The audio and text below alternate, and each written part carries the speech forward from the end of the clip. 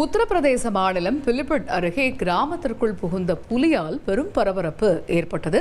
அது தொடர்பான காட்சிகளை முதலில் பார்க்கலாம்.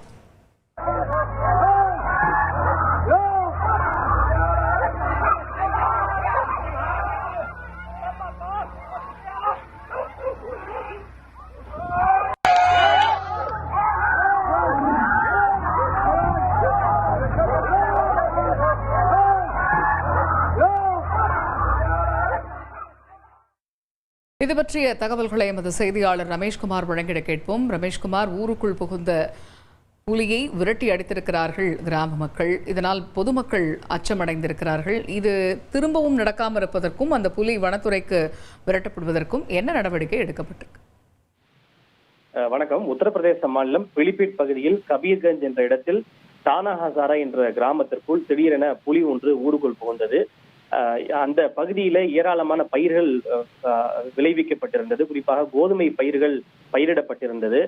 புலி ஊருக்குள் புகுந்ததை கண்டு பொதுமக்கள் அச்சமடைந்தனர். பயிர்களை சேதப்படுத்தி விடுமோ என பொதுமக்கள் அஞ்சினர். ஏனென்றால் அடிக்கடி புலி ஊருக்குள் புகுந்து பயிர்களை சேதப்படுத்துவதை வாடிக்கையாக கொண்டிருக்கிறது. இதனைத் தொடர்ந்து புலியை அந்த பகுதி கிராம மக்கள் ஒன்று திரண்டு பலமாக குரல் எழுப்பி இருக்கின்றனர். பொதுமக்கள் சத்தம் எழுப்பியதை கண்ட அந்த புலி அதை கண்டு தப்பி அந்த இடத்தை விட்டு ஓடி இருக்கின்றது. பிலிபிட் பகுதியில் புலி சரணாலயம் ஒன்று இருக்கிறது. எனவே அந்த சரணாலயத்திலிருந்து புலி தப்பி ஊருக்கு வந்திருக்கலாம் என பொதுமக்கள் நினைக்கின்றனர். அடிக்கடி அந்த பிலிபிட் மற்றும் அதனை சுற்றியுள்ள இருக்கக்கூடிய பகுதிகளில் புலி சாலைகளில் நடமாடுவதும் கிராமத்திற்குள் உள்ளே புகுவதும் பயிர்களை சேதப்படுத்துவதும் தொடர் வாடிக்கையாக இருக்கிறது. எனவே இந்த புலியினுடைய நடமாட்டத்தால் பொதுமக்களும் விவசாயிகளும் அச்சமடைந்திருக்கின்றனர். தற்காலிகமாக புலி விரட்டப்பட்டிருந்தாலும் இதற்கு ஒரு நிரந்தர தீர்வு காண வேண்டும் என்றதுதான் பொதுமக்களுடைய எதிர்பார்ப்பாக இருக்கிறது.